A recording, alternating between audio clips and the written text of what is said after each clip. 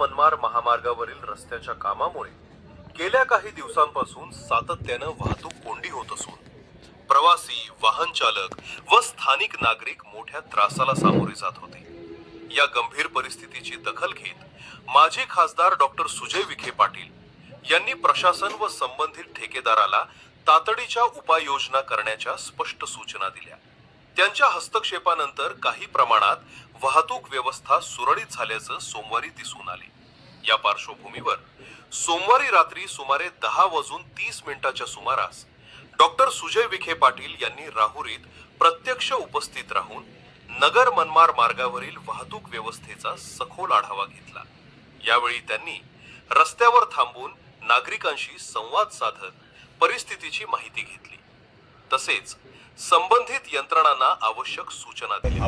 हे यंत्र आज जसं हात झालेला काय जेसीबी पोकळ रस्त्यात उभं राहिलं ते पोकळ झालं ना, गल्लीत घालणं नाही करायचं आज ते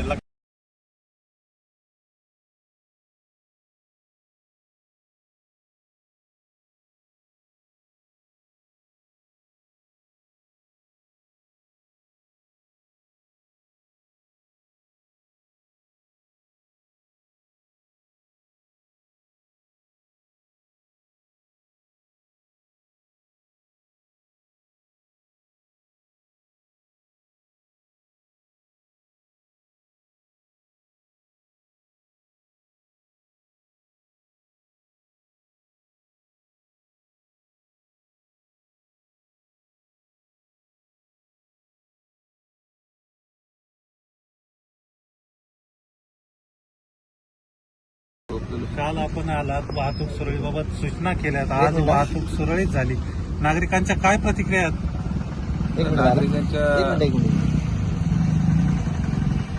नागरिकांच्या प्रतिक्रिया नागरिकच सांगू शकतील।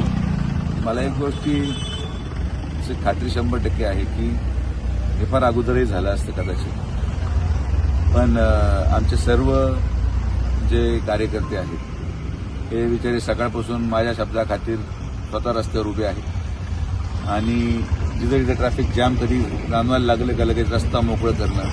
तर शेवटी कुठलाही प्रकल्प होत असताना, कुठलीही चांगली गोष्ट होत असताना त्याला जनसमर्थन लागतं। आम्ही सगळ्यांना विश्वासात घेऊन चालणारे लोक आहोत आणि आमच्या मुलांनी जे हे केलं आज ते त्यांचं काम नाही, उभे राहिले असे कार्यकर्ते मिळणं पण माझं भाग्य समजतो। कारण की आमचे कार्यकर्ते रस्त्यावर उतरून आंदोलन करत नाही, आमचे कार्यकर्ते नेत्याने दिलेला आदेश पाळतात आणि मी त्यांना सकाळपासून 4दा फोन लावला की काय झालंय, कुठं अडकलंय का, काय अडकलंय का। कारण की नुसतं एकदा येऊन फोटो काढून आणि व्हिडिओ काढून जाऊन परत जर लोकांना न्याय नाही मिळाला तर लोक माझं विश्वास संपून जाईल लोकांचा माझ्यावर। तुम्ही माझा विश्वास कधी संपू देत नाही।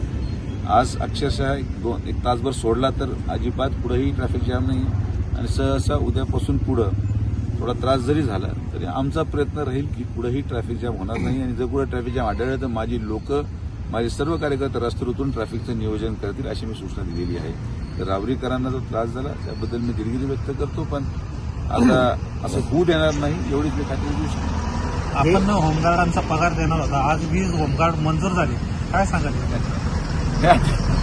होमगार्ड मंजूर झाले कारण की हा प्रस्ताव कधी पाठवला नव्हता। माननीय पालकमंत्री महोदयांनी डीजी होमगार्डशी आज फोनवर चर्चा केली। आम्ही सकाळी अर्जंटली रावरी पोलीस स्टेशनहून प्रस्ताव पाठवला, एसपी ऑफिस मुंबईला गेला आणि जेव्हा जिद्द असते तर जिद्दीने सगळं होऊ शकतं। फक्त जिद्द पाहिजे आणि नीतिमत्ता पाहिजे आणि नीतिमत्ता असल्यावरच कामं होतात। होमगार्ड माझ्या मते लवकर आले पाहिजेत आणि राहुरीचेच मुलं आहेत त्यांनी होमगार्डची ट्रेनिंग केलेली आहे, त्यांना फक्त रुजू व्हायचं कामावर। असं काही कुठून अमेरिकेहून आणि कुठून जपानहून लोक येत नाहीत, राहुरीचेच आपले मुलं आहेत, त्यांना रोजगार मिळेल। आणि शासनाला सांगितलं साधारण ते म्हणत होते कुठेतरी 15-20 हजार रुपये खर्च त्यांचा रोज पडतो। म्हटलं काय महिन्याभराचा विषय आहे, 7-7.5 लाख रुपये जनतेने एवढं दिलंय मला तर 7 लाख रुपये काय फार मोठी गोष्ट दिली देऊन टाका। 7 लाख रुपये मी लहान होतो ना काय, पण जनतेचे त्रास कमी झाले। 7 लाख रुपये तर 7 लाख रुपयाला काही मूल्य नाही। दादा हे काम आहे ना तसं विद्यमान खासदाराचं होतं, पण आपण यामध्ये लक्ष घातलंय, काय सांगणार? रात्रीची वेळ कशाला खोटं बोलायला लावतो त्या सोडून। थँक्यू।